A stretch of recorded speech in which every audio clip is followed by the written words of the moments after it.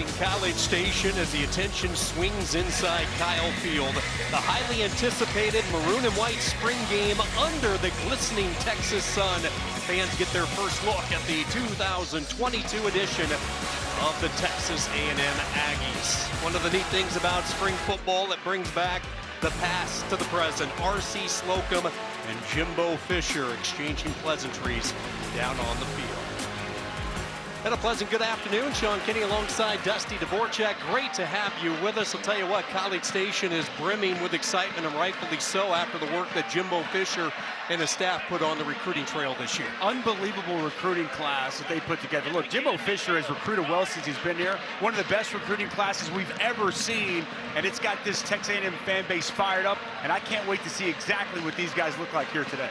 5 five-star commits in the 2022 recruiting class. One of them at quarterback in Connor Wigman, who has an audition today in what has been described as open competition. It is a quarterback competition. Haynes Keene's going to get the first look. Starter last year until he got hurt against Colorado. But Connor Wigman, his athleticism, the arm talent, the quick release, the coaches were just completely excited about what he brings to the table. But we can't forget about the transfer, Max Johnson from LSU. Johnson started last year for the Tigers, and Aggie fans will remember this drive as they closed out the regular season. Johnson pulling off some heroics in rallying LSU. No question, and Aggies fans hoping that he is making some of those passes in an A&M uniform as opposed to against them. Tiffany Blackman will be with us all afternoon. She's standing by with Jimbo Fisher. Thanks, Sean. What a great day for the maroon and white game, Coach. How eager are you to give us a glimpse at this year's team that includes that top recruiting class? And big time. I want to see a lot of these guys. I want to see how they react with people in the stands. Defensively, hopefully we'll be physical and tackle well. And offensively, we can be explosive. We can get the ball down the field with throws and catches, and our skill guys can make plays, and we can block well enough to allow us to function. I'm just watching them compete. I want to see our guys compete today and have fun. You've got a solid competition going at the quarterback position. What do you need to see today from King, Johnson, and Wigman? Well, can they manage the team? Can they consistently get the plays, get things right? But can they create plays down the field? Can they create throws down the field and let the skill guys around them really function and get the ball to them when they want to get to, and then play with great consistency? Thanks, Coach. Looking forward to it. Sean? Thank you very much, Tiffany. And we look forward to hearing from you throughout the afternoon with various guests as we bring you the maroon and white spring game on an absolutely gorgeous day here in College Station. Ironically, this was going to be a fantasy draft type setup with the team captains last night. They had a couple of injuries in dividing up the two teams, so the coaches put it all together less than 24 hours ago. But this will be played like a regular game, continuous clock, except for the final 2 minutes. And Dusty, as we talked about, the quarterback competition so critical today, and we will get our first look at Max Johnson as he guides the white squad out, the 6'5", 220-pound transfer from LSU. By far the most experienced of this trio, and he's got SEC experience. Good decision maker, excellent deep ball accuracy, and you could tell offensive coordinator Daryl Dickey very excited about what Max Johnson has shown since he's been here. And even Coach Jimbo Fisher said he's a better athlete than we even thought whenever he came aboard. Took over the starting job for LSU late in his freshman year in 2020.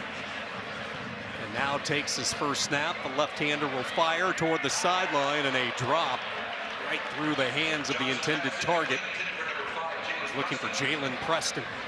Like that back shoulder throw there by Max Johnson, one you'd like to see Preston be able to come down with. Good ball placement on that. It's an easy throw to get things started. And that was the one thing talking with this coaching staff, a massive emphasis on the downfield passing game. Something wasn't quite good enough, and they think it's the best quarterback room they've had since Jimbo Fisher got to College Station. Johnson may be the softest touch with the deep balls. He will whip it out, this time trying to showcase his arm strength. Again, looking for Preston.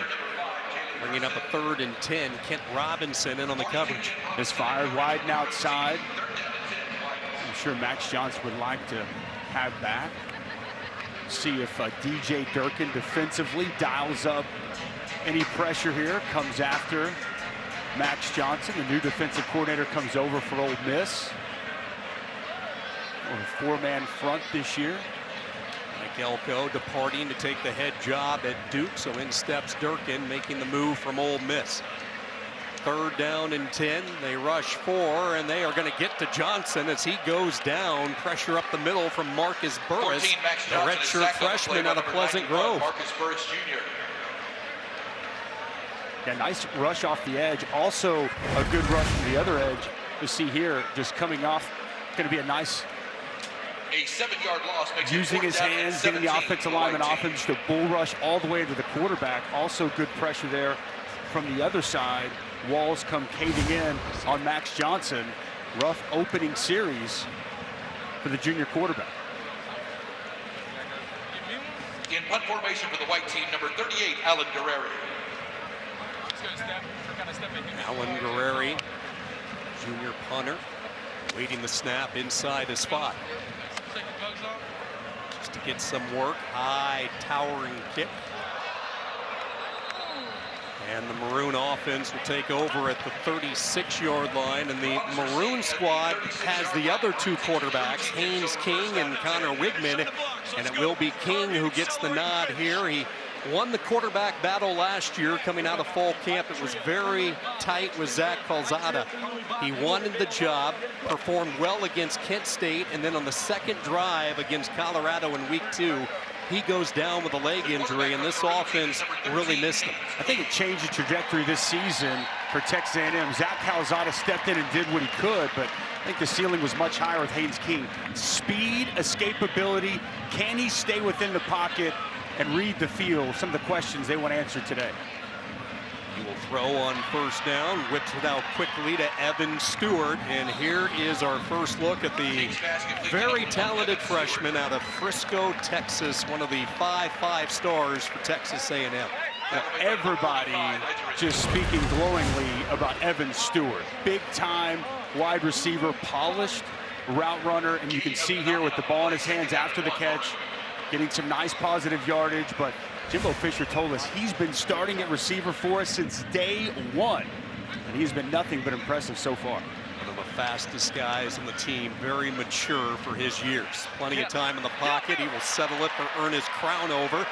Backup running back makes a nice move, falls ahead onto the white side of the field, up to the 37. That's an important throw right there for Haynes King. Surveys the field, down the field, no one's open, and his check down out on the near sidelines wide open. No one accounts for Crownover. It's a busted coverage. And what did Coach Dickey tell us yesterday? He wants to see his quarterbacks make those smart throws. Well done to move the sticks for Haynes King. So many times they think in these spring games and in the early fall practice, the coaches are looking for that spectacular throw, but it's the every down play that we just saw from King settling out to the flats.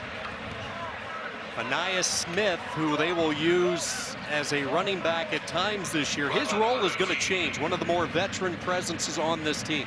Yeah, with Isaiah Spiller gone, we're not going to see Devon Achane today. We'll talk about him throughout the broadcast. He's trying to win a 100 and a 200 meter and a track meet today, but Anais Smith going to probably see some more time at running back.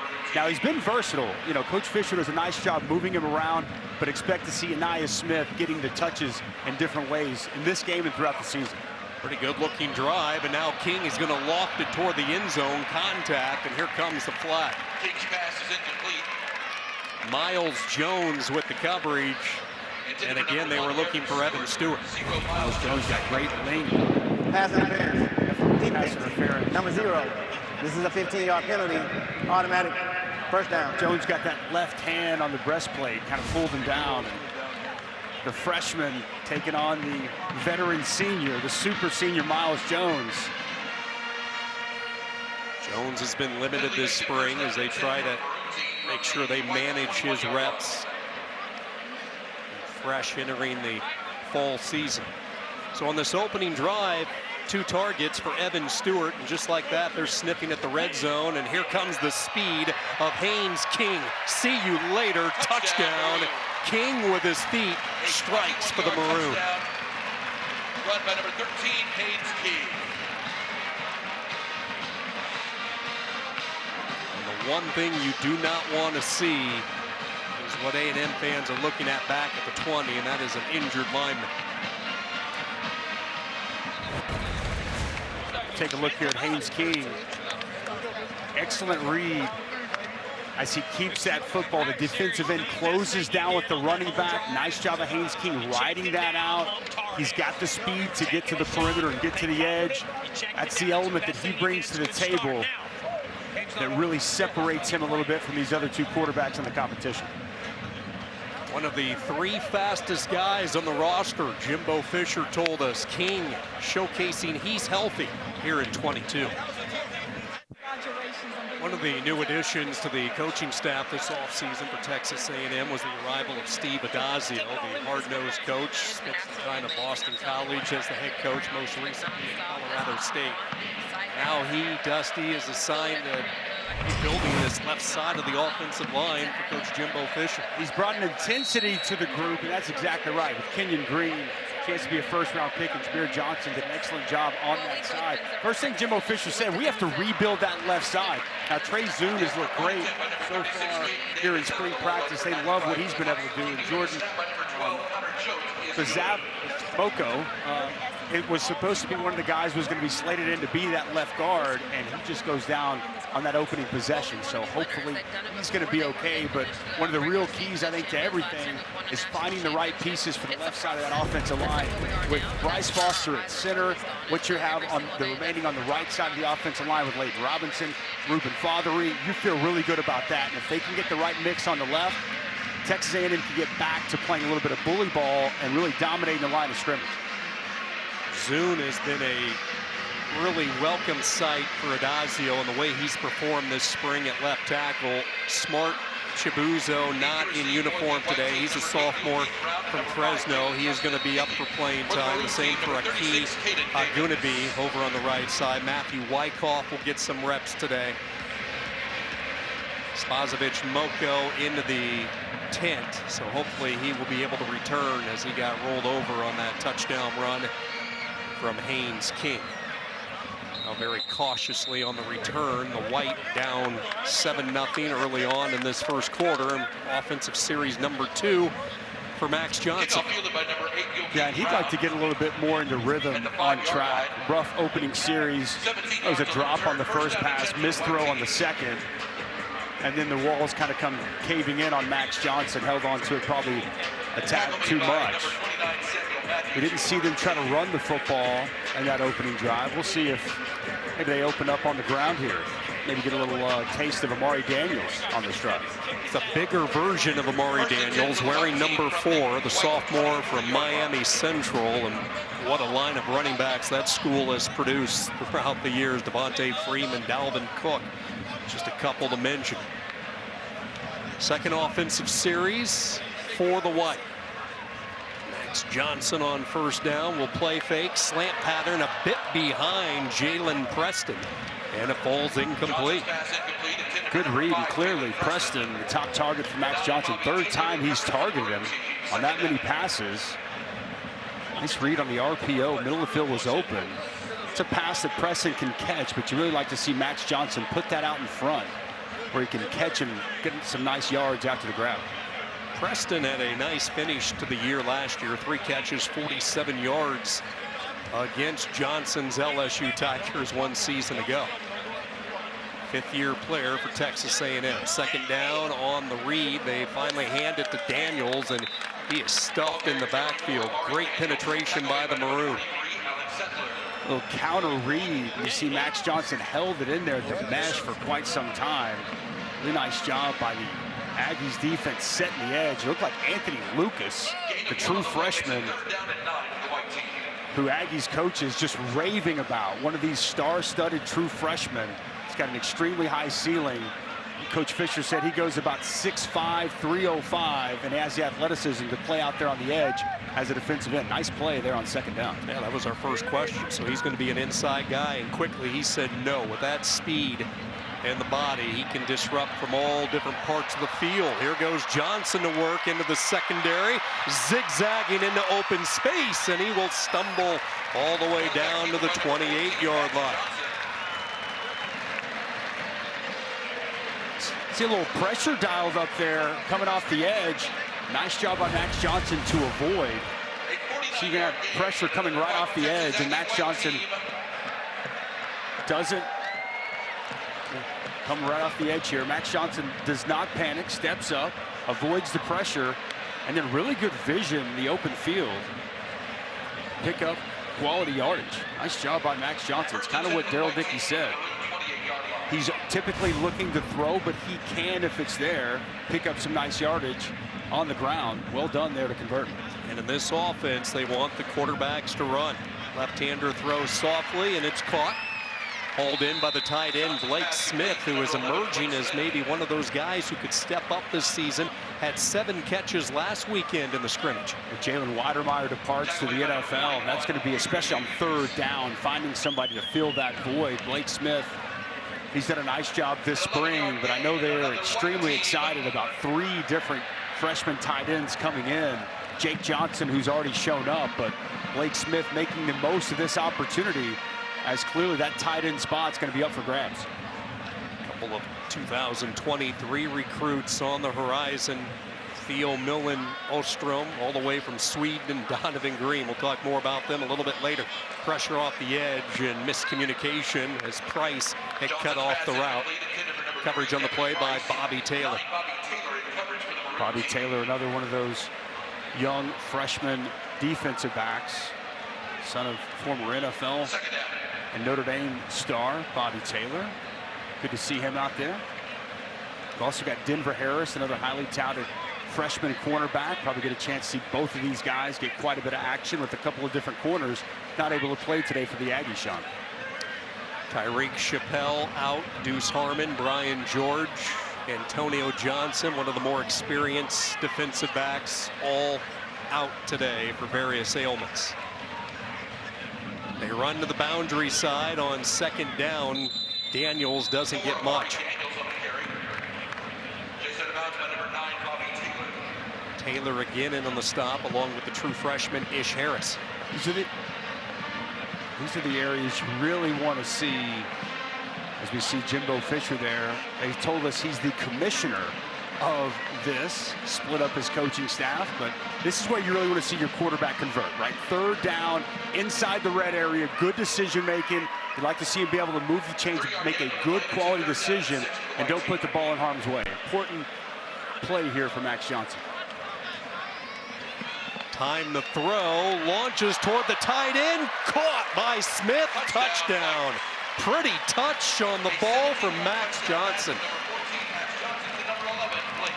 Jimbo Fisher, offensive coordinator Daryl Dickey, have to love that. A nice grab there by Blake Smith, but a better throw. I like the pocket awareness. This is one thing. Hangs in the pocket, waits right as that rush gets there, just over the outstretched fingertips of the defensive back, and a perfectly placed football to Blake Smith. Excellent execution, quality touch throw right there for Max Johnson.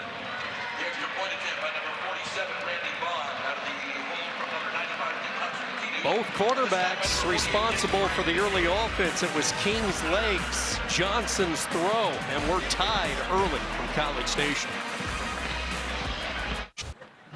The energy level, the great tradition of Texas A&M football, the home of the 12th man, some of the sights and sounds, family weekend. They handed out the distinguished rings over the past couple of days, the ring ceremony.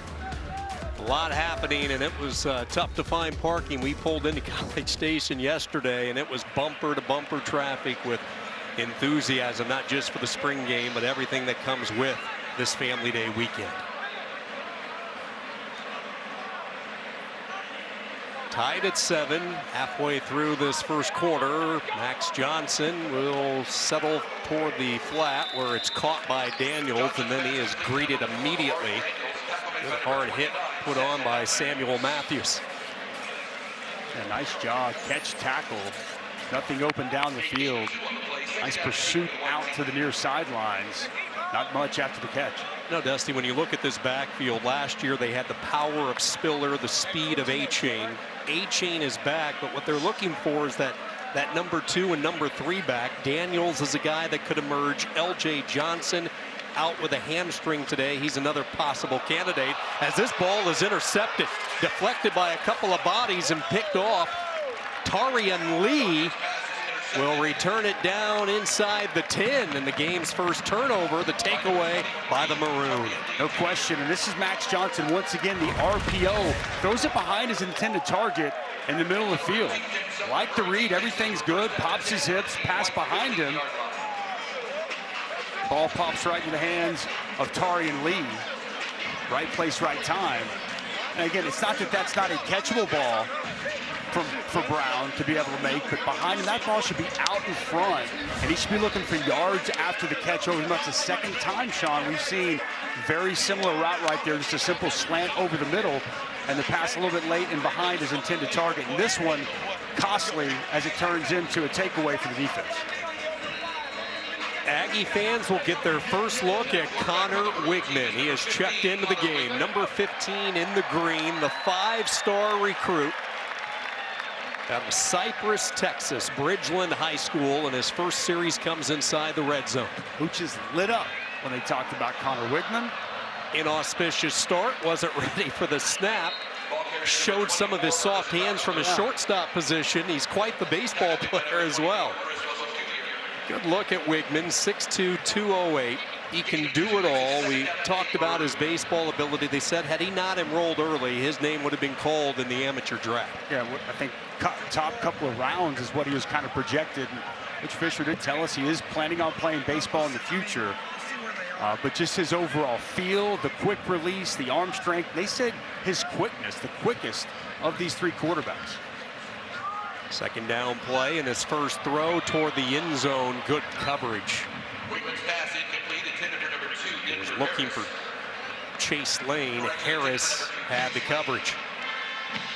Excellent coverage over the top. Try to locate the corner route right there, but quality coverage, nowhere to go with the football. Like it might have been Miles Jones with that length. Connor Wigman unable to locate his target. The yellow jersey is Anais Smith. They're going to try to protect him today. Dinged up late in spring, but they wanted to get him some reps, so he is the running back flanking Wigman on this third down play. Throws off his back foot and coverage in the corner, and here comes the flag. Looked like pretty good coverage. There was some contact, but man, he had him pinned against the sideline. Denver Harris, true freshman out of Houston. Pass interference. Defense, number 0. Ball replaced at the 2-yard line.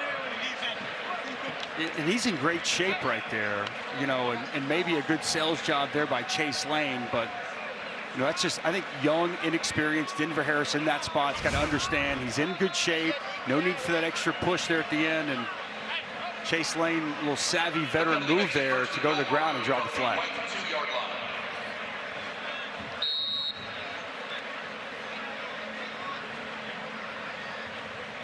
Penalty takes it to 1st and goal inside the 5. Another high snap. Ernest Crownover, the ball carrier. It's kind of the thumper. Crownover's a bigger body back, 6'3", 220 pounds. And you had referenced a second ago there, Sean, about looking for someone at running back. Like Anais Smith, to me, whether it's a running back, receiver, as we saw him in the game briefly a second ago, I think he's got to be a guy that gets 12 to 14 touches a game. He is so explosive. He is so tough for defenses to deal with. I expect next fall his role is just going to continue to increase. Find different ways to get him the football. On 2nd down, this will be Crownover waltzing his way to 6. And the Maroon take advantage of the turnover, the interception by Tarian Lee. Like the cut here. Good vision here by Ernest Crownover. Nice job. Take a look in this little jump cut. He sees the hole. You can freeze it right there, guys. Jump cuts away, and then he has the vision to hit it downhill. Really nice job here by Crownover. Quality block there on the edge by Layden Robinson. Gets his guy turned, opens up a clear path, and 6 for the Maroon team. Yeah, Matthew Wyckoff with a nice kick out as well, number 77. So short drive. Connor Wigman in his first offensive series handed the ball off a couple of times to Crownover, and the junior out of Grandview, Texas, the transfer from Kilgore Junior College, puts the Maroon back out in front. Let's swing it back down to the field with Tiffany. Guys, well, I just heard Dusty mention Layden Robinson, and I talked to him this week about how huge this weekend is for him. He got his Aggie ring yesterday, and now he gets to play in the spring game. He is so excited, and he talked about just what that means to him, the dedication, how the ring represents to him this football program, and the togetherness of the entire community at Texas A&M, guys. The ring is so important, and there were a number of Aggie football players, not just Layden Robinson, who were able to be awarded the ring. The junior is going to be the main anchor up front for this offensive line, as we discussed. Steve Adazio and company. And to Tiffany's point, receiving that ring, that's no small deal around here at College Station. What I believe was 6,500 rings were given out here over the last couple of days. And as we were talking with people around the program, it's become a massive event. And Layden Robinson was extremely excited and fired up to get his ring. Haynes King, Chase Lane, Caleb Chapman, Anaya Smith, Sam Matthews, Jacob Graham, Bladen Reeves, John Sabria, some of the guys who were part of the 6,500 plus to get their rings this weekend. 14-7 lead for the Maroon, 5:41 to go in this first quarter from the 25-yard line. Quick throw as they try to get Brown involved. Keith Brown is a guy who can make magic happen once he touches the football, yards after catch, and they're happy to have him healthy this year. No question. I like right there, 29, Samuel Matthews setting that edge. Talk about leveraging the football, keeping his outside shoulder, forcing Brown back inside where his help is. Something DJ Durkin's he's gonna watch that play on tape, and he's gonna say, this is exactly what I expect in that spot. Force the ball carriers back to your help. Well done right there by Samuel Matthews. Pick up a 3 on first down, 2nd and 7. Johnson a play fake. He's going to take a shot deep downfield, and good defense as it's slapped away. Blanket coverage from Kent Robinson again. Like Brown might have had a step on the defender. That ball a little bit underthrown here by Max Johnson initially. When he first goes to throw this football, Brown gets behind the secondary, working on Kent Robinson over there. Nice isolate, a nice move off the line of scrimmage to get behind the defense. A little tug there, pass underthrown. You see that ball put out in front and allow the speed of Brown to take over. Just wonder if that wind is playing a factor. You were down on the field. Absolutely. It's very gusty despite the sunshine and the warm temperatures. For the second time, Johnson is going to take off, and for the second time, he has success. Max Johnson. This is what Haynes King brings to the table, and Johnson showing his ability as an athlete. He will scramble his way to the end zone for the touchdown. I think they may call this one off. Now, this may be the defensive guy, Michon, so call me off if you disagree. I was waiting. It looked to me like the defenders backed off, and we're allowing Max Johnson to go. All right, let's see. Get your thoughts here, Sean. Yeah, that's a little soft. I mean, right there, he's tagging off on him. I mean, Alex Zettler said, I'm not going to be the guy to bring down Johnson. He backed off, 43. See, they're with you. That's not the defensive bias. But you are like trained as a defender. You do not hit that jersey, right? The opposite color jersey. Here it's the green jersey. You don't hit that quarterback. So you got the tag off there. They saw it. Coach Fisher got it where it needed to be. Good job by Johnson to take off, pick up the first down, so they have it on the Maroon side. Johnson is going to throw toward the sideline, but stepping out of bounds was Devin Price, and then coming back in. That's why the hat is off the side judge there, so this is going to come back, 2nd and 10. Line judge also without a hat. They both are on top of that. There is no foul on the play. However, this is an incomplete pass. Interesting. I thought he came out of bounds and then came back in bounds to make that catch. They're just saying incomplete. I like the thought process there for Max Johnson. It's a good back shoulder. Devin Price can find those sidelines a little better. Would have been a nice completion.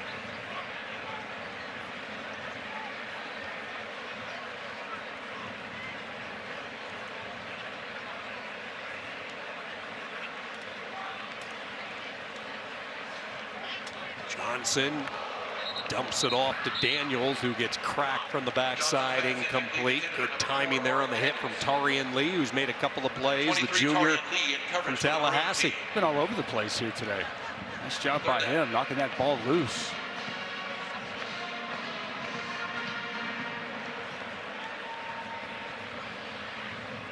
Take a look at Jimbo Fisher there, surveying it. They just said they wanted to have a clean football game, minimize mistakes and missed assignments. Obviously what all coaches hope in this scenario, come out healthy. Johnson 4 for 11 in this opening quarter. He's rushed for 33 yards. Put the ball up in the air one more time. Floats left, tries to buy some time. This time he connects with Preston. Makes a nifty move, makes a second defender miss. Inside the 5 for the pylon. He's in. Touchdown. Touchdown, White.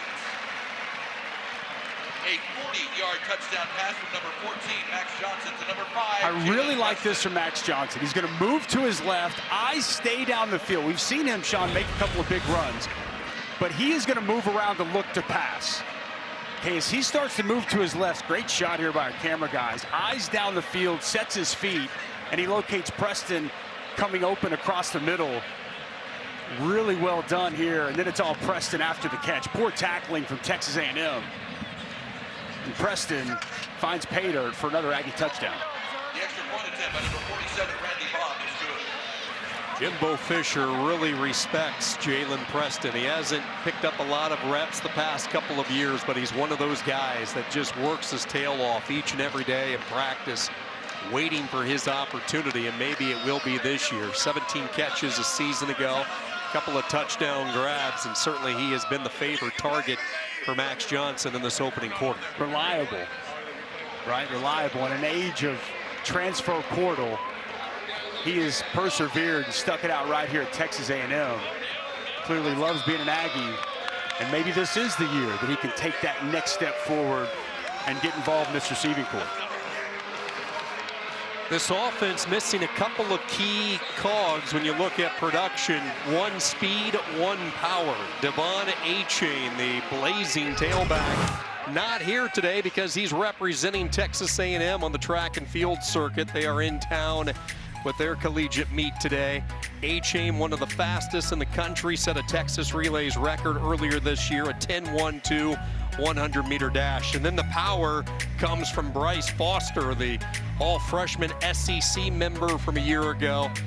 Shot putter this season for Texas A&M, and they want to protect his hands, not here today, so he can effectively throw the shot. No question, he started all 12 games at center. He was great for them, got better throughout the course of the year, solidifies that offensive line. But Devon Achane going to be such a key cog in this Aggie offense next year. You see right there the versatility, and you know, as you watch him last season, he's got really good ball skills to going down the field to make catches on the football. I asked, you know, can he carry it 15 to 20 times a game because he's only about 185 pounds. They said absolutely. And the one thing, he doesn't ever take direct shots. He finds a way, you know, to be able to, you know, keep his body clear of any of those big time shots. So I can't wait to see what it looks like when he's the feature back. But explosive is an understatement. I just want to make this clear, Sean.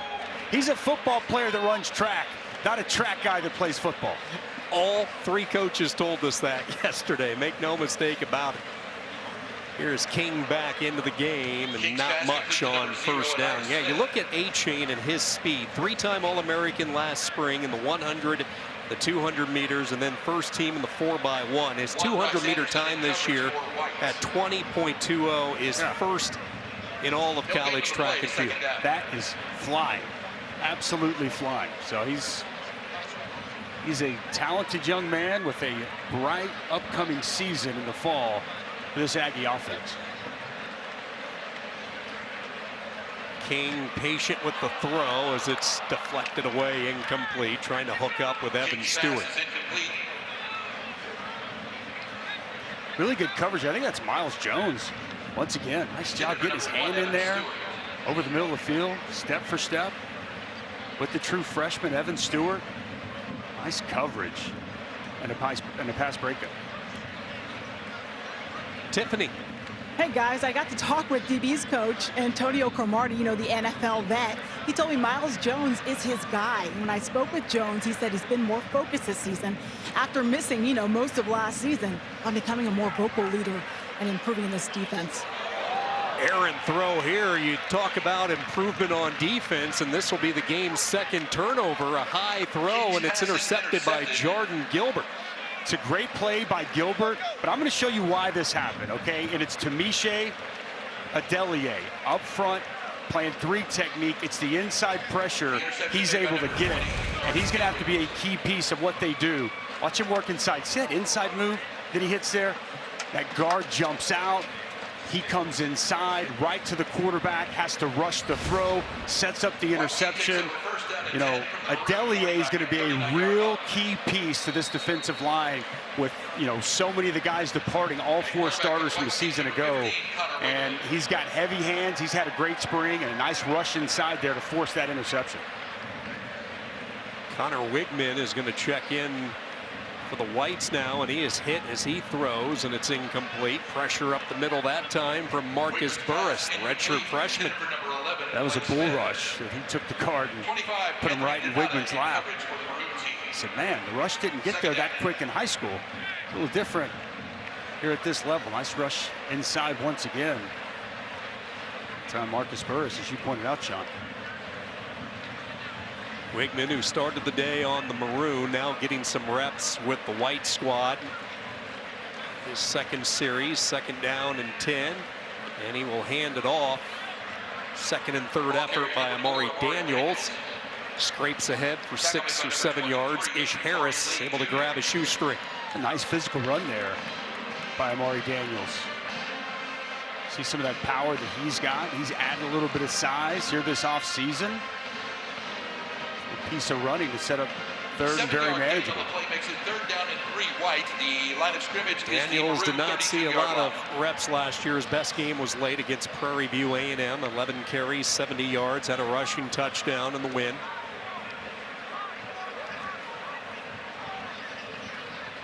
Third down and short. Wigman will wait and throw, and it's right on target. Caught by Brown, slips free to the 5. High steps his way for 6. A 32-yard touchdown pass from number 15, Connor Wigman, to number 8, Joakim Brown. Nice job right here by Wigman. See, the Aggie defender just kind of stopped and put his hands up and locates Brown in the flats. I like the placement of that pass. As Brown caught it, he could turn right up the field. And you see how dangerous he was in the open field. The first touchdown pass for the #1 quarterback coming out of high school, Connor Wigman, in an Aggie uniform. The extra point attempt by number 47, Randy National High School Football Quarterback of the Year, Connor Wigman, the freshman from Cypress, Texas. Patience with this throw, Dusty. Just a quick speed out. Nice timing on it. I just love where the ball is at. He can turn right up the field. Good job blocking downfield as well. Coach Craig, the receivers coach, going to like that. These receivers helping out Brown and escorting him into the end zone. One of the big moments last year for Texas A&M was their upset win over #1 Alabama. 4th quarter drive, Zach Calzada able to connect the touchdown pass to Aniyah Smith. That tied the game up at 38.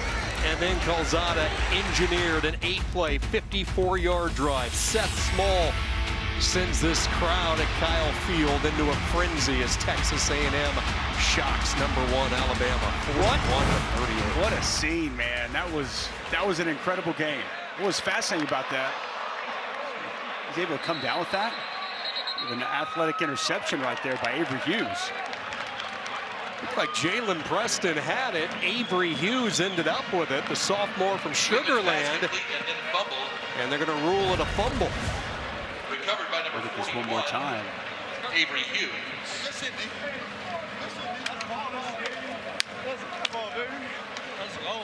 From that angle to see. Maroon Ball takes over definitely 1st comes and 10 loose. at the White 41-yard line. It's a heads-up play right there by Avery Hughes. And a nice punch out by Samuel Matthews from the backside. Very nice job. As that pass was caught, he gets the nice punch there Avery Hughes, second time we've seen an Aggie defender, right place, right time. It was Tarian Lee earlier. This time, Avery Hughes with the second takeaway of the afternoon. Third turnover. Perkins defense, the takeaways, and now going back to work on the keeper over the right side, down at the 31-yard line. Haynes King. Back to that A&M win over Alabama. What a scene that was. Unbelievable. That was a game that A&M had a big lead early. Alabama came back, took the lead, and I thought this A&M team showed some real resilience. That A-chain kick return for a touchdown, and then to find a way to get a stop, they get the game-winning field goal. First time a Nick Saban disciple was able to beat him. So Coach Fisher able to take down his old boss, Nick Saban, opened the door for Kirby Smart in the national title. But it really just reminded, I think, all the country, the atmosphere here in College Station but this crowd support is just second to none. Yeah, first win against Alabama for A&M since 2012. Special moment. You mentioned the resilience, the block punt that Bama had. All the momentum just got sucked out of this place, and then A-chain with that return, and then the heroics to close it out. Another fight Texas Aggie Maroon team first down. I just like Alabama, I suffered a similar fate on this field. I was telling you earlier, in 2002, came in here as a member of the Oklahoma Sooners. We were the #1 team in the country, and it did not end well. I realized that day the 12th man is very, very real, Sean.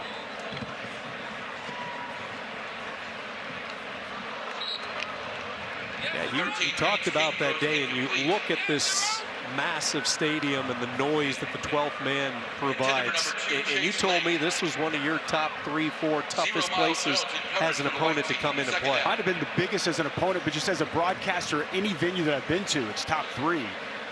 For, you know, as far as a venue that I played in front of, I mean, it's right there at the very top. When they get the sway going, man, it is something very cool and very special. If you're an Aggie, if you're an opposing player, it's tough to handle and deal with. With the talent that they have assembled, they're hoping the sway will be pretty prevalent this year. Second down throw is going to be complete just outside the 20-yard line. Evan Stewart with his 3rd catch.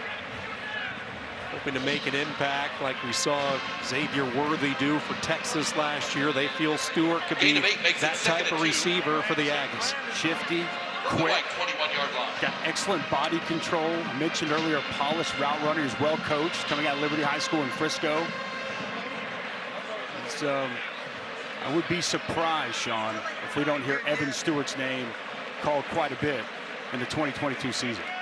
Texas 5A state long jump champion as well. They'll put Stewart in motion on this 3rd down play. Forced to throw, long throw is caught. Stewart shakes free from one, still has some work to do, and he is corralled. Good pursuit defense, Josh Mott.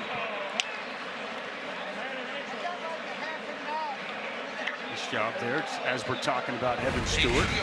Ball gets out to him, like how they use him here in motion, create the matchup that they want.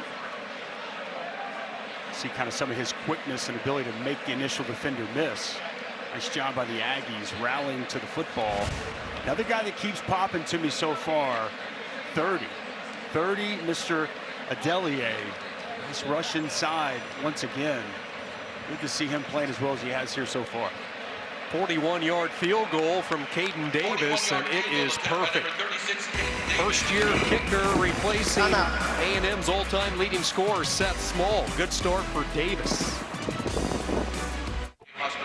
11:45 to go here in the first half. White out in front of the Maroon, 21-17. 3 takeaways for the Texas A&M defense between the two sides. And Dusty, not a real sharp start for the trio of quarterbacks. No, it really hasn't been.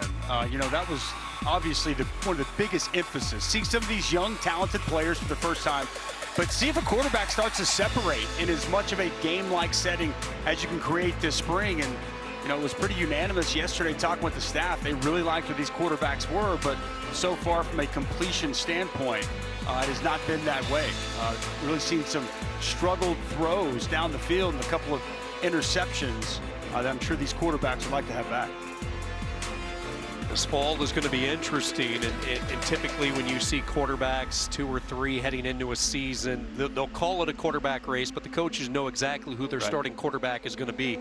That's not the case here in College Station. It is as open a competition as you can possibly have. No question. I think, one of the real keys for the staff, too, is making sure that they retain all 3, right? Because, I mean, we know how life is in the portal, and I would anticipate this is a quarterback competition and race that works its way well into fall camp next year.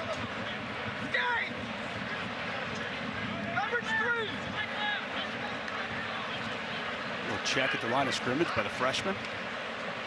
Wigman spotted something. He will hand it off, trying to stretch it to the outside as Amari Daniels picks up 6 yards up to the 31-yard line. Anthony Lucas again, and on the stop, lost his lid as well. I like what I've seen from Amari Daniels. Got some good quickness, decent physicality. I think acceleration was a word that was used for him. And what nice runs we've seen here in this first half from him. And the coach has told us he is very good with the football right now. For him, through the developmental sophomore year, it's his plays without the football, his pass protection, his blocking, the schemes. That's the part they're trying to get corrected with him. But certainly when he has the football, very comfortable, and he's been the main guy for the white in the backfield. Natural, right? Just has good feel, vision. A nice pickup with him on the ground with a toss here. It's a 9-yard gain, correction, a 4-yard gain, and another fighting Texas To Aggie. the field. Good speed, getting to the perimeter. Move the sticks. Won a state championship his junior year at Miami Central. Scored 4 touchdowns in the championship game while rushing for over 190 yards. Limited work last year behind Spiller and Achane. Good coverage, not much of a window to throw in that time for Wigman. That pass got away from Connor Wigman as much or more so than any throw we've seen so far. One that he'd like to have back. You're right, there wasn't a great window to throw, but kind of airmailed that one, just kind of came out of his hand. A little funny there for the true freshman.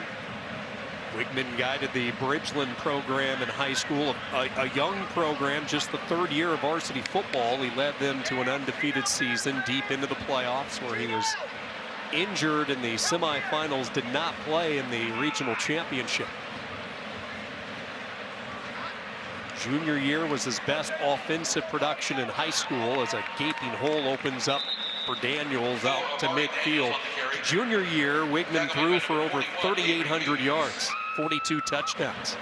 Yeah, he's a talented young man. He checks to this, okay? It's going to be a counter going back to the direction. You guys can go ahead and roll that, but it's really good blocking on the interior. I like how Daniels finds this inside hole. Nice job walling everything off on the left side, opens up a big gaping hole in the middle. Not only a nice run for Amari Daniels, but I like the fact, another nice run for Amari Daniels. I like that Connor Wigman, just a freshman, we're seeing him at the line of scrimmage, make some checks, control the game. That's one thing that in the Jimbo Fisher offense, they put a lot on the quarterback. Good signs from the young quarterback here in this first half. Gain of 11 and another white team. Look at some of the offensive linemen for the white on this drive. Remington Strickland at center. Keep an eye on number 53, Blake Traynor. He is a guy that has emerged this spring. He could be one that will be part of the depth on the offensive line. Versatile, can play both guard and tackle. He's been hampered by some injuries this spring, but he started 2 games last year, including the win against Alabama. At left guard, and he will throw the big pass block that time as they shoot it downfield, incomplete. Big hit put on. Brown absorbed the contact. That was Tang and Hughes sandwiching the speedy receiver. Good recovery there by Hughes. I don't think Connor Wigman ever saw the center field safety going to make a play on that football. Well, Brown's got some real speed. So he gets behind the coverage. Ball hangs just a little bit in the air. Allows Hughes to get there and get a nice hit, break that pass up. There have been some missed opportunities in this first half.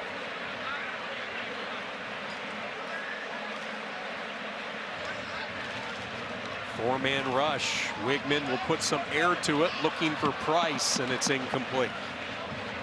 Ball just kind of floated on him, didn't it, Sean?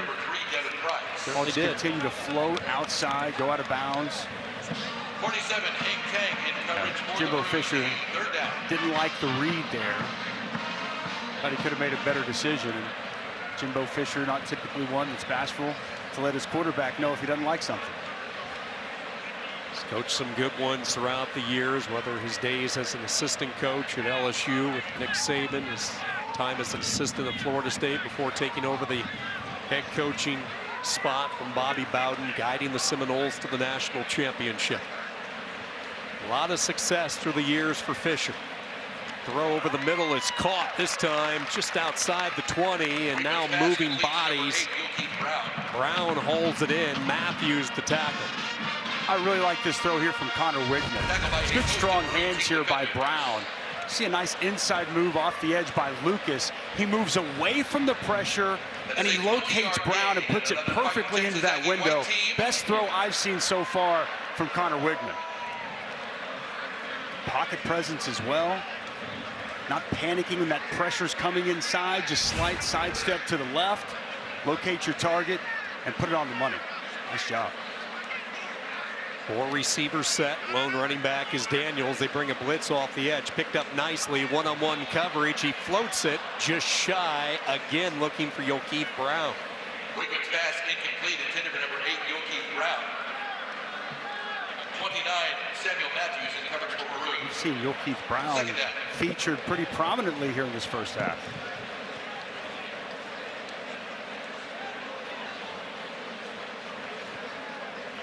Both Brown and Daniels part of Fisher's 2021 recruiting class. When you look at Amari Daniels and Yokeith Brown, both out of Miami, Florida, both out of Miami Central. This is Daniels trying to run to the boundary side, bounce his way for positive yardage. Not much to be found. Find ourselves here inside the red zone again. 25-ish Harris.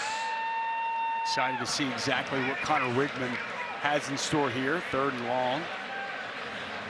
From a decision-making standpoint, where is he going to be? Windows start to shrink a little bit as you get closer to the end zone.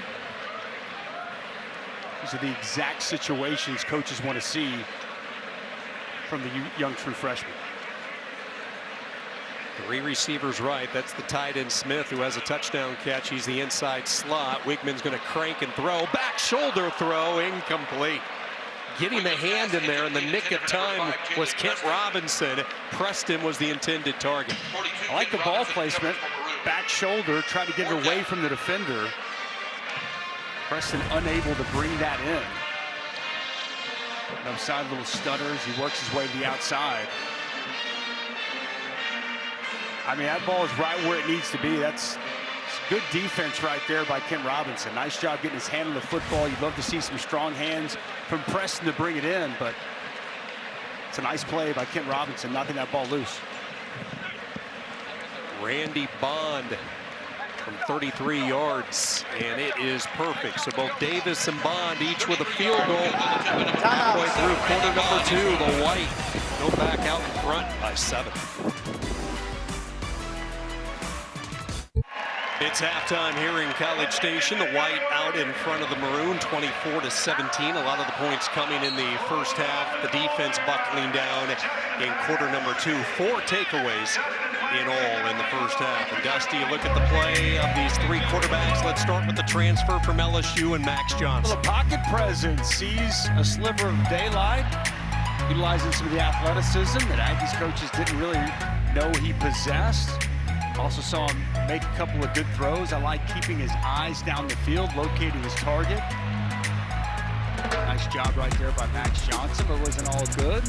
You see here a couple of times he threw behind his intended target over the middle of the field. That one led to an Aggie interception. Here's the true freshman, #1 quarterback in the country, as the pressure slows down off the side like the ball placement allows his target, Brown, to get up the sidelines. This might be the best throw I've seen today from either quarterback. Slide away from the pressure, locate your target, Brown, as he comes open through that window, and put it on the money. Another one right there over the middle on a slant as he puts it on the money. Nice job defensively knocking that loose. And then Haynes King, a couple of mistakes over the middle. They're pressuring his face right now, and he throws it high to the wrong team. And then once again here, overshoots his tight end for the second interception of the day. King with a rushing touchdown. That happened on the opening drive. 6 of 15, the 2 interceptions. Johnson throwing for 120 yards. And then Connor Wigman, just the 3 completions in the first half. But as you mentioned, maybe the 3 best throws that we saw from any of the quarterbacks. You'd have to say Max Johnson, I would say, is probably fared better than anybody else today in this quarterback competition. But the reality is, I don't think that they've looked quite as crisp, quite as sharp as the coaches, and we intended to see them here today. You know, you take a look at some of the other areas of concern. Let's start with that offensive line. Moko goes down early, so not a real big body of work. But how would you assess the play of the offensive line? I thought they did a nice job in the run game. I thought Amari Daniels probably stood out to me as much as anybody offensively. And some of the holes that were created inside by the offensive line. I thought there were some good things that, you know, Coach Adazio is going to be fired up and excited seeing some of those offensive linemen move that defensive line and pave some nice paths. Defensively, on that side of the football, Tarian Lee was all over the place making stops. He was, man. His speed and just instincts, being in the right place in the right time. We saw him get a takeaway. Also, several really nice stops that he was able to make. He was definitely a force for the Aggie defense that first half. Well, some talent leaving College Station as they take it to the next level, the NFL Pro Day, and 4 Aggies in particular listed by Mel Kiper to go pretty high come draft day this year. Kenyon Green, man, I love his game. He is a physical offensive guard, can play some center, but he's an interior offensive lineman, and he plays the game of football in the trenches the way it's supposed to be played. I just love what he brings to the table. DeMarvin Leal, an extremely athletic defensive tackle. Weidermeyer, I love watching him at A&M. His numbers didn't back it up. And then Isaiah Spiller, surprised he's all the way down at 5 because his contact balance, you know, his ability to make the initial defender miss, and his vision, I think really is going to give him the opportunity to have success at the next level. And you take a look at how they performed on the recent Pro Day. Let's start with the big guy up front, the offensive lineman, Kenyon Green. And that's what he'll be doing. He'll be moving people. His punch is outstanding. Really good feet, too, for a guy of his stature. I'll be surprised if he's still around in round number 2. You see right there some of that explosive power he's able to generate, knocking the dummy to the side. DeMarvin Leal, you know, this is a guy, he can play defensive end, he can play defensive tackle. Excellent footwork that he possesses. And I don't think he worked out as well as a lot of people had anticipated. Some of his numbers weren't eye-popping, but still a really good football player that can flat-out rush the passer and get to the quarterback. Let's talk the skill positions on the offensive side of the football. For years, nobody was more consistent than Spiller in the backfield for Texas A&M, along with the tight end Weidermeyer. Well, Jalen Weidermeyer, one of the best third-down targets in college football the last couple of seasons. Again, just the testing, it's kind of a head-scratcher. And, you know, he's a willing blocker. I can't say he's a great blocker, but as far as a pass catcher, understanding how to use your body against a defender and reliable target when you need a catch, he is the guy. But it sure seems as if his draft stock has taken a hit here in the postseason. And Isaiah Spiller, I mean, I love what he was able to do here at Texas A&M. I really think about his vision, his power, tough guy to tackle, and I can't wait to see exactly where he ends up. A little agility there with the spin move at Pro Day. It was quite the combination a year ago with Spiller and A-Chain. A-Chain left to carry the torch from what has been a strong running team over the past several years. We'll take some sneak peeks into the Legends game, which is happening part of the maroon and white festivities here in College Station. And welcome back. It's halftime here at College Station. The white out in front of the maroon, 24-17, and some of the live looks at the Legends game, which is going on, and some of the highlights so far through their first course of action. Johnny Manziel leading the way. Johnny football, his freshman year, just the 5th NCAA player to throw for over 3,000 yards, rush for an additional 1,000. All happening in his freshman campaign, and he is the all-time quarterback, and he showcased that, yeah, he still has some zip in that arm. Touchdown pass for the maroon as he was able to hook up with his guy, Brandon Leo. This time Manziel threading the needle.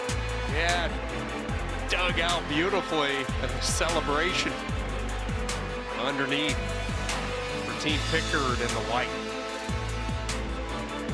having some fun in the sunshine here at College Station. We look at what Manziel was able to do, guiding this Texas A&M offense.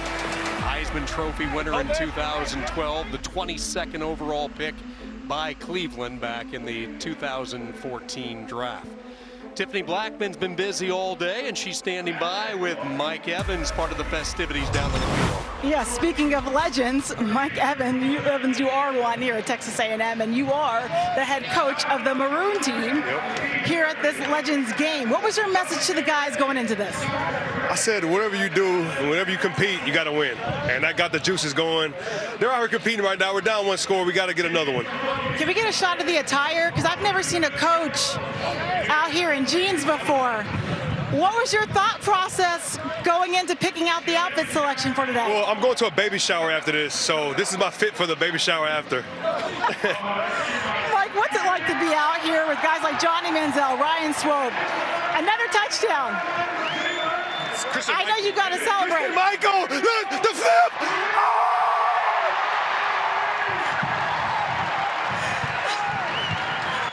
That's your boy. You're hyped up. Okay, to be able to coach these guys, seeing the emotion you have when they make a play like this, your former teammates, how special is this for you today? This is what life's about, man. Life's too short. It's great to be around your loved ones, former friends and teammates. Mike, man, it's just fun to be back here. It's also fun to be in Tampa, isn't it? It is. Got Tom back, got a lot of the guys coming back. Hopefully we can compete next year for a Super Bowl. And you restructured that contract. I know you're no stranger to doing that to help the Bucs stay competitive. How important is it to you to do things like that? And what does it say to your team? It's easy, man. I'm just so blessed to be in this position, and I'm happy that we're winning now in Tampa. And that's all I want to do for the rest of my career, because there's no greater feeling. Thanks, Mike. Enjoy the rest of this one. Thanks, Tiff. Four-time Pro Bowler Mike Evans started his NFL career 8 straight 1,000-yard seasons, and the 2021 Super Bowl champion got a little excited just a few moments ago, and this is why. Johnny Manziel floating right, little throwback, and into the end zone they go. Yeah, Evans says, that's my guy. It's the celebration that got Evans' attention. Little back flick action from College Station. Red zone opportunity. Out of the pistol look with Reeves, the running back, and he is cut in the backfield. Penetration from both sides. Keith Steptoe, the first one in there, the sophomore.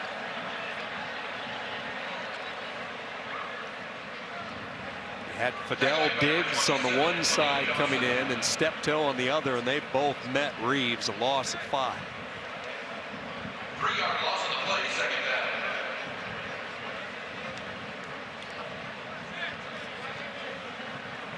Two receiver left. Muhammad is the slot. Keep an eye on him. It's Stewart to the boundary side to the right. True freshman from Frisco, and they're going to keep it on the ground. Good hole opens up. Inside the 10 goes Reeves. Cade Garcia, the redshirt junior from Fort Worth, in on the tackle, setting up a 3rd down.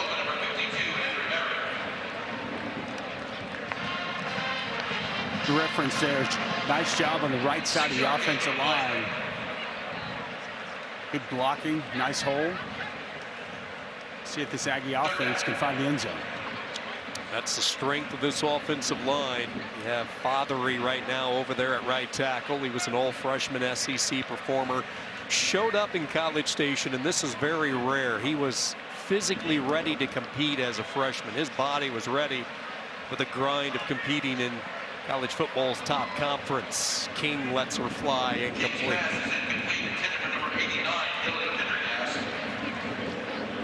Appeared to be maybe some miscommunication there. Haynes King thought his intended target was going to be in the corner. Nowhere to be found off that throw. Offense going to have to settle for a field goal here. Let's check in with Tiffany for the first time in this 3rd quarter. Sean, you were just talking about that offensive line. Trey Zune, one of their young guys on here, has really stepped it up. He just won the most improved player on that line for the Spring Awards. And when I talked with Layden Robinson about him, he said he's doing exactly what he thought he would at this level. He expected nothing less. Zune's going to be a key guy moving forward to shore up the left side of that offensive front wall when you look at Zune and Spasojevic, Moko. Couple of field goals today for Caden Davis and the Maroon within 4. But when you look at the Whites' success running the football, a lot of it has certainly circled around the efforts of Amari Daniels, the sophomore from Miami, Florida, Central High School. And Dusty, he's been impressive. He's been really impressive, man. We've seen the burst and acceleration. Thought he's had good contact courage, tough to tackle. He's been probably his brightest spot as this offense has had all day long. Again, nice hole there off the left side, but the patience, then the burst through the hole. That's one of the real questions with this A&M team. Isaiah Spiller's gone. You know, at this point, Devon Achane is pretty much a household name, but who is going to also supplement with Spiller gone? Amari Daniels definitely looks the part here in today's spring game.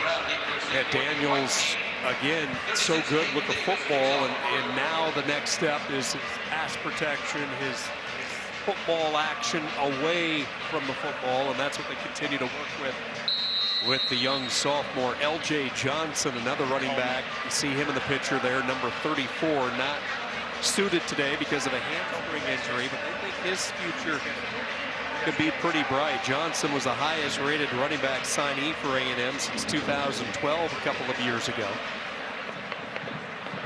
Final decision came late in the recruiting process for LJ Johnson, and he's one of those power backs, kind of in the mold of a Spiller, who can get those short yardage situations. But first things first is Jimbo Fisher wants to get him healthy.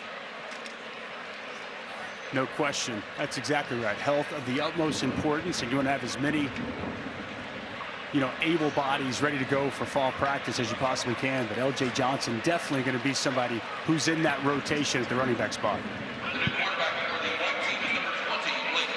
Blake Bose is checked into the game now as the quarterback. This will be his first offensive series. Bose was promoted to backup last year when King went down against Colorado. Actually saw some snaps throughout the course of the season, a few times that Calzada got injured.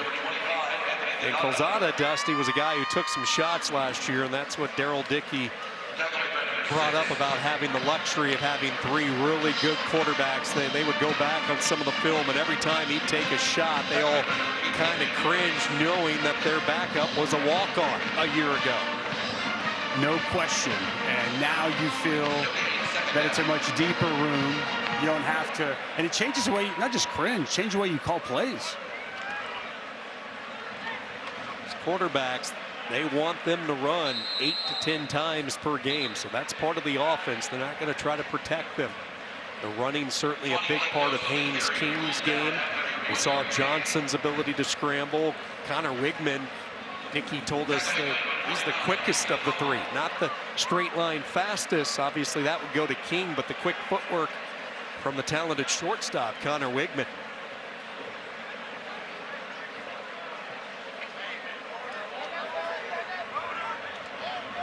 Now, ISO myself right here on the left defensive end, Anthony Lucas. We'll see what he does here.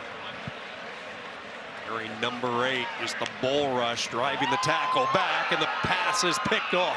Intercepted by Avery Hughes. He has number 3, and this time it's a pick 6 for the walk-on.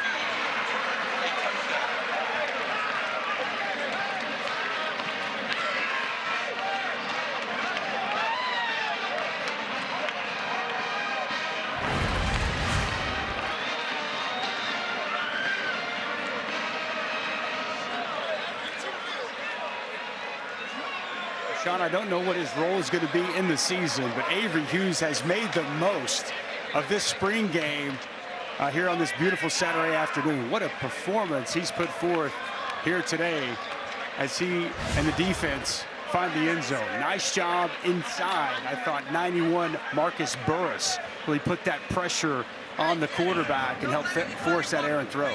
The pass rush helping aid the coverage right there on display with that pick 6. Burris and Lucas putting on the heat. The he's done 3 times now today. Hughes comes away with the interception. And the Maroon go back out in front. Tiffany down on the field with some special guests. I am 2 guys that are headed for the NFL draft. I've got Kenyon Green, their former offensive lineman, I should say. And I've got running back Isaiah Spiller here. Guys, what's it like to now be standing here watching a spring game? I'll start with you, Isaiah. It feels weird. It's a blessing.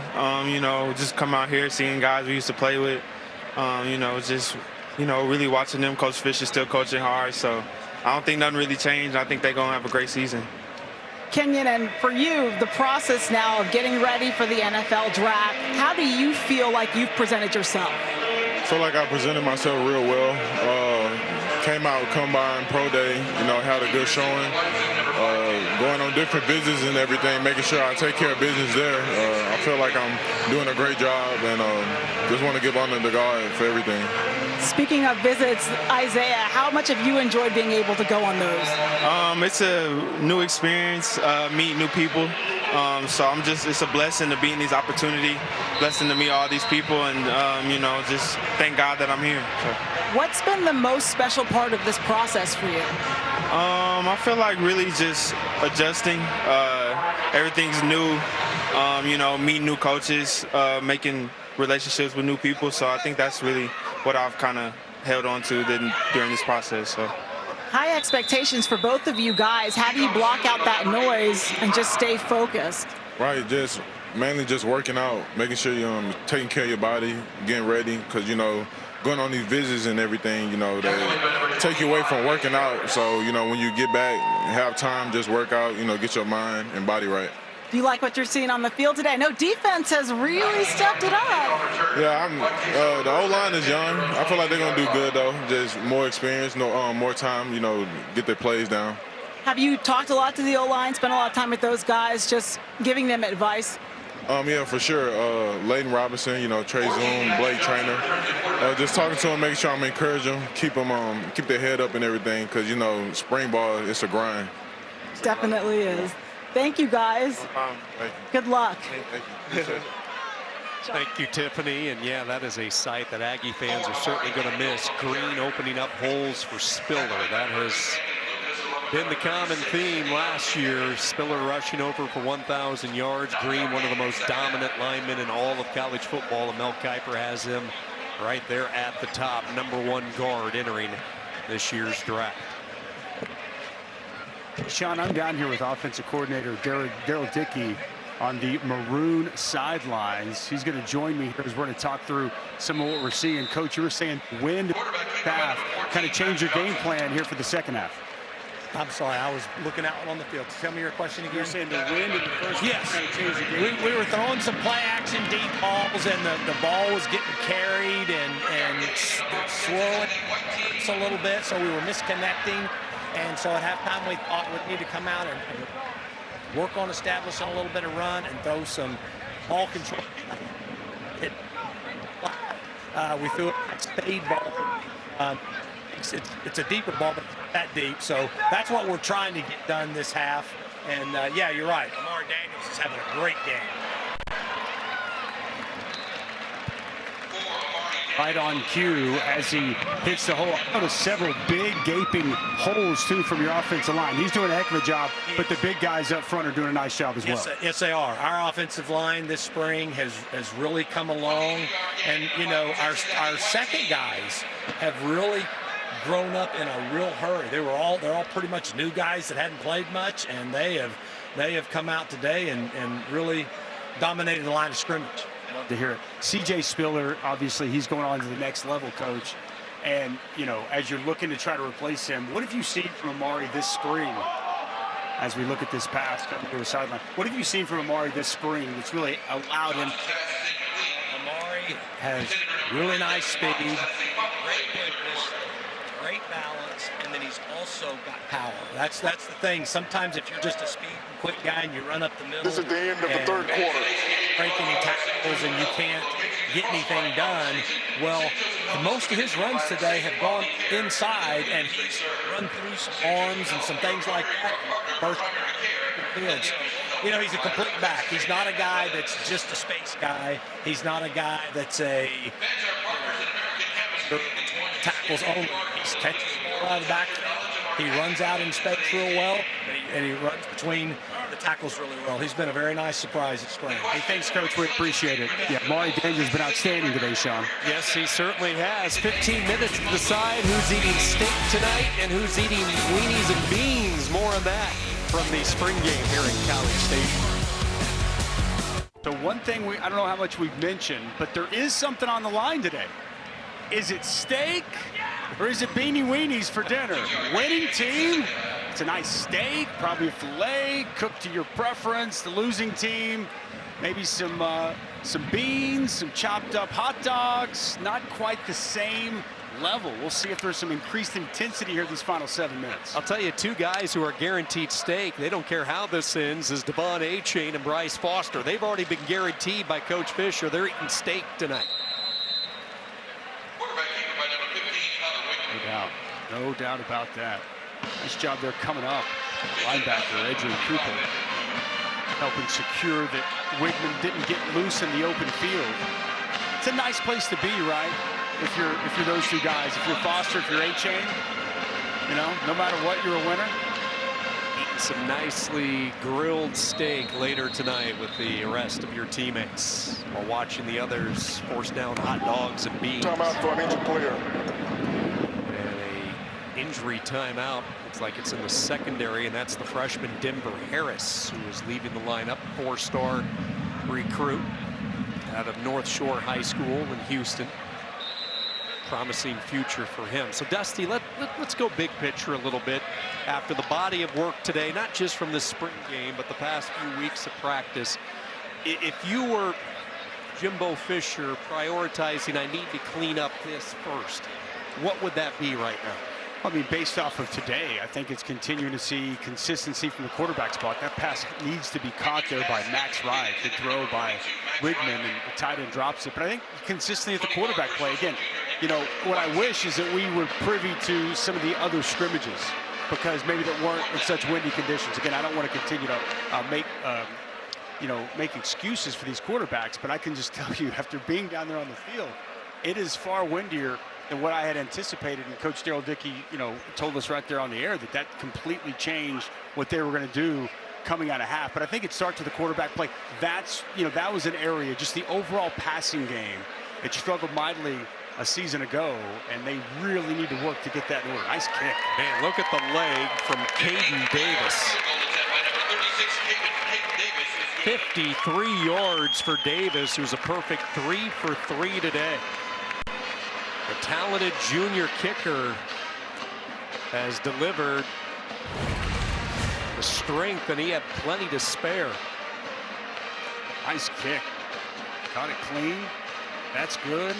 Probably good from about 5 more. The other aspect of this too, Sean, there's a lot of players out in this A&M team. A lot of key, crucial players. So, you know, we're getting an idea of some of the young players. There's a lot of the talent that we've been talking about this recruiting class either isn't playing or is yet to get here. So it feels to me like what we'll see in the fall will be quite a bit different than what we've seen here today. And as I mentioned earlier, I've been talking a lot about this defensive tackle, defensive end, can do it all.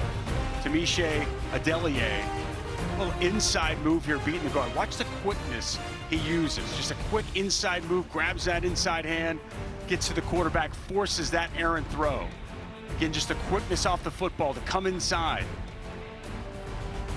And this spin move, I was down here on the field, saw it like, woo! With that ice pick in the back of the offensive lineman. That's how you draw it up. Using those hands, getting off the block, working down the line of scrimmage to make a play. Big day for number 30 in white here this afternoon. Right now, the White down 6. I don't think I want to be the guy serving up the hot dogs and beans to Adele later tonight. He has earned his keep with that big steak sandwich. Now the special teams, one of the rare returns. And this is another guy, Yoel Keith Brown. I think he's had a really solid scrimmage. No question. And that's, I mean, again, I don't think it should be a surprise. I mean, this was a guy who was big-time recruit coming out a season ago. Actually saw some action at times last year. Had some injury issues and now healthy back. And he's going to have a great opportunity. And you know what? He's going to get pushed by some really talented young guys. And that's the part of it that you just don't know. Once they get their full allotment of their players, how quickly do some of those young guys flip that switch? Because if they can, there's going to be some ridiculous talent and great depth up front for this Aggie defense. And as we talked about earlier, DJ Durkin, he likes that a lot. All right, this is real pressure. A stake is on the line for the White. Haynes King is going to be the orchestrator of the offense for this all-important drive. First down give goes nowhere. Jordan Johnson, the 300-pounder from Dallas, Texas, just destroying that play. Daniels, who's had a busy afternoon.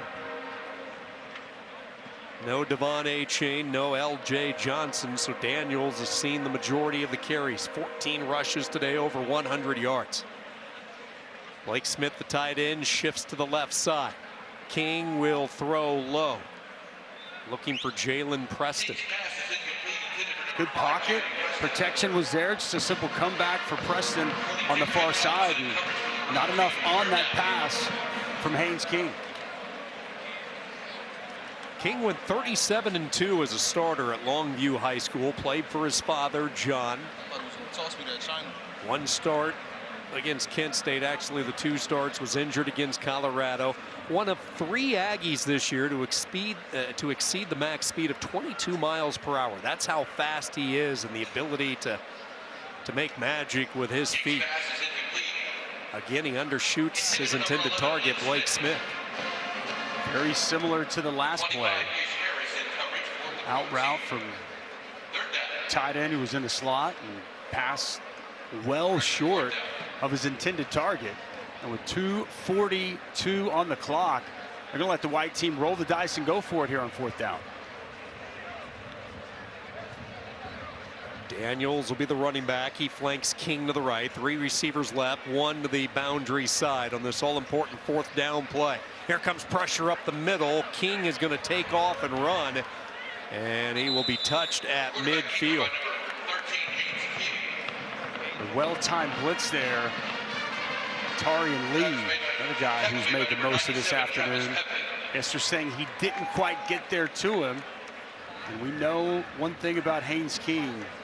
He is elusive, he's got great escapability, and he's got excellent open field speed. They're not going to blow the whistle, let him go. Nice pickup to convert on 4th down.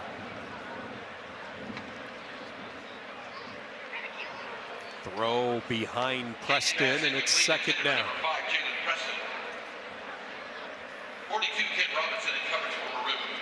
Struggles continue there for Haynes King. I wonder if you think he's maybe pressing a little bit, Sean? You know, just these flags are whipping up top.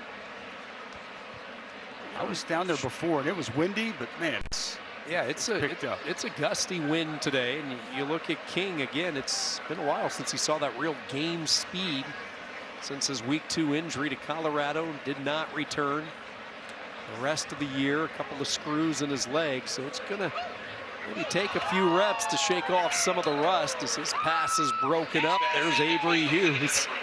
He's going to be a household name by the end of the day. Working his way over the top. Nice job. Almost an interception. Tries to high point that football on the sidelines. He's just been all over the field and in the right spot. That ball needs to be thrown sooner. You know, there momentarily, Brownwood comes open. He lets go of that ball seconds sooner. Doesn't allow the safety to get over the top. Doesn't allow the defender to recover. Gives his receiver a chance. Comeback route. Preston holds it in. 1st down. They keep the drive alive up to the maroon 39-yard line. It's a nice throw on the in-cut route there from Preston.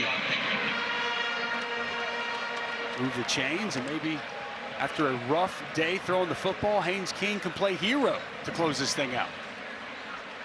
1st down from the 40. Nobody open initially. Now he throws on the run. 13 Haynes King throws incomplete. No foul for intentional grounding. Eligible receiver number 3 was in the area. 2nd down. Devin Price in the vicinity. That's why we did not see a flag there. Minute 19 to go. The White with all 3 timeouts as King tries to orchestrate a stake-winning drive here.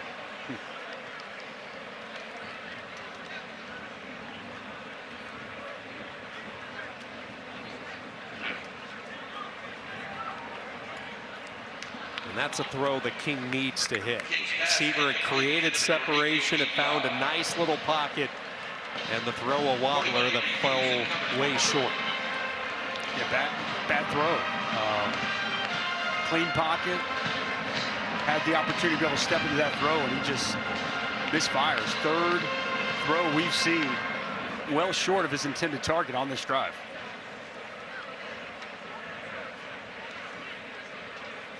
See if the Maroon brings any type of pressure. They will rush 5, and the throw toward the sideline off the fingertips of Preston. And here we go again, another 4th down for the White. That pass again falls short of his intended target. You know, the arm strength was not something, you know, they felt that the arm strength is there. He has the ability to make every throw. He struggled to find any kind of consistency and several underthrows, especially here right at the end when it matters the most on this drive.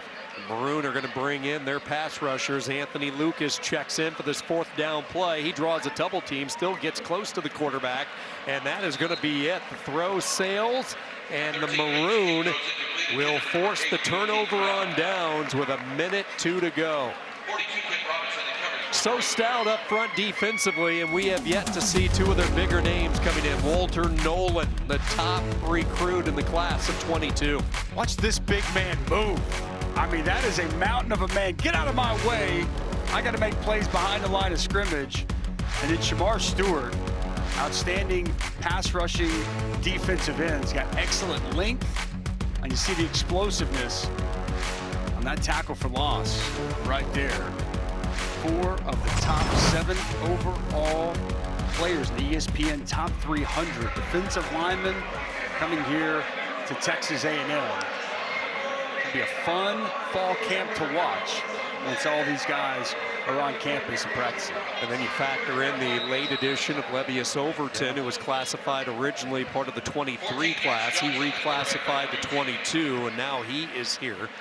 That is an athlete, a defensive end that Jimbo Fisher had been recruiting heavily the past couple of years, and now with the reclassification, and this bodes really well for a fairly young offensive line on the left side to go one-on-one during those fall drills matched up against this defensive front line. You've heard this a million times, but it's the truest thing that I experience in football. Iron sharpens iron. Right? A really good, you know, physical line play in practice only makes everybody better, and that should be the type of competition they're going to be able to create up front coming up in fall camp. So you're exactly right. It's going to help the offensive line. It's clearly going to help some of these young guys. False start, offense number 76. The offense calls a timeout to avoid a 10-second runoff. I like the fact that the Maroon team saying, we're not done yet.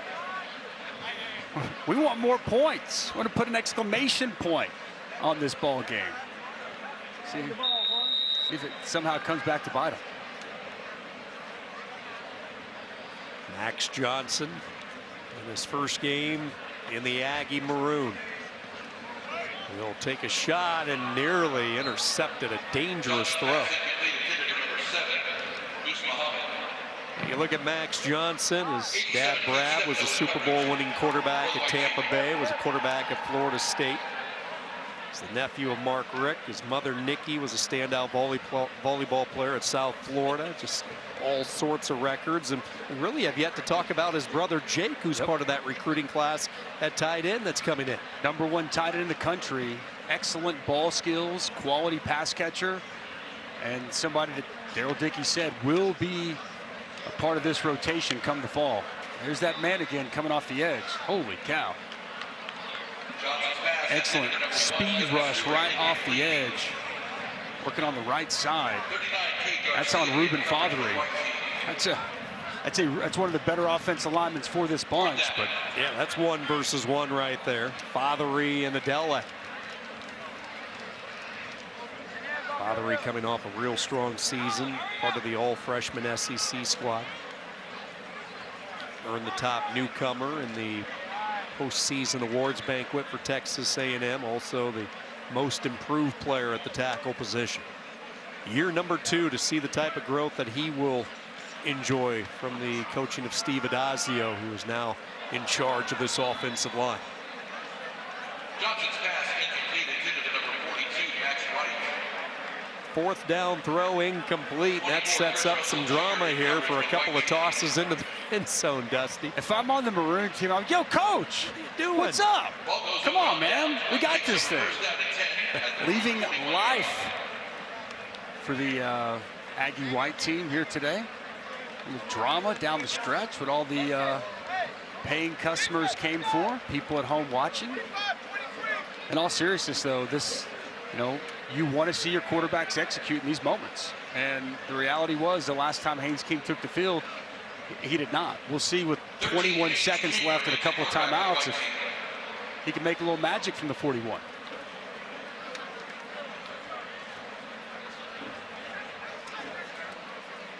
Devin Price will be one of his receivers. They have the tight end Blake Smith stretched wide as well. 2 receivers to the left. Daniels the running back. 21 seconds to go.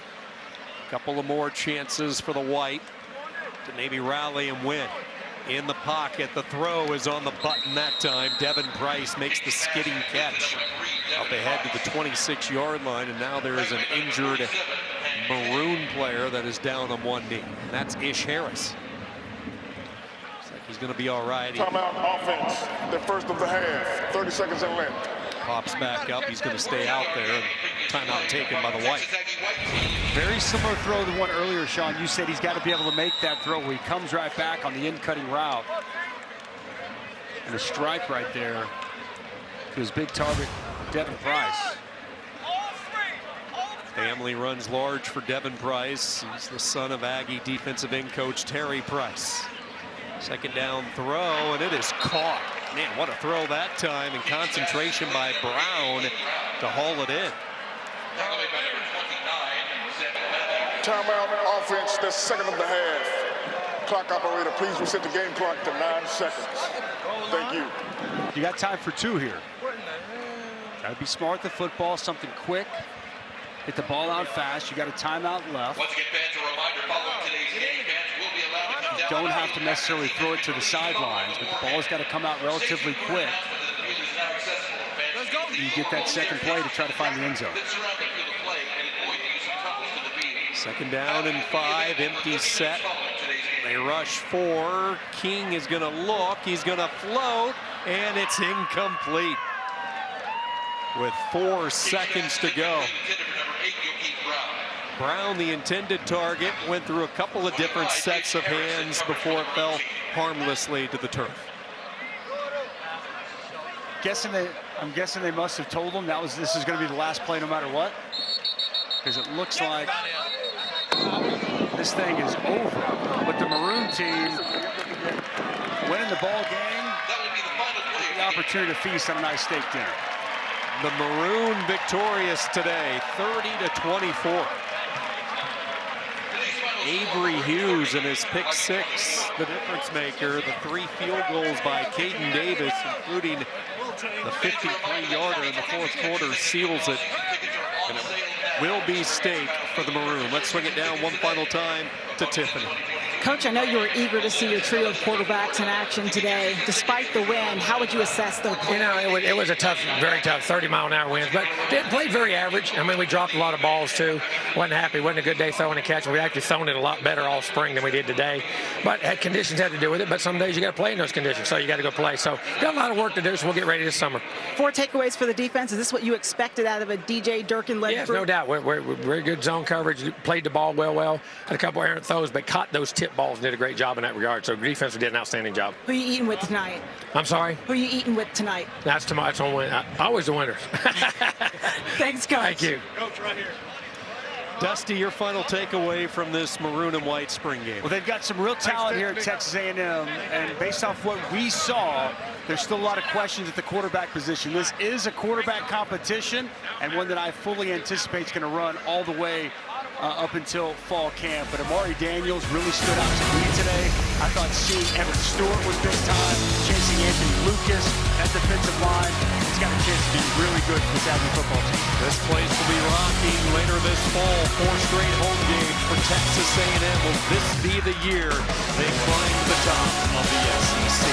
For Dusty Dvorak, Tiffany Blackman down on the field, this is Sean Kinney saying so long from College Station and this year's annual Maroon and White Clash.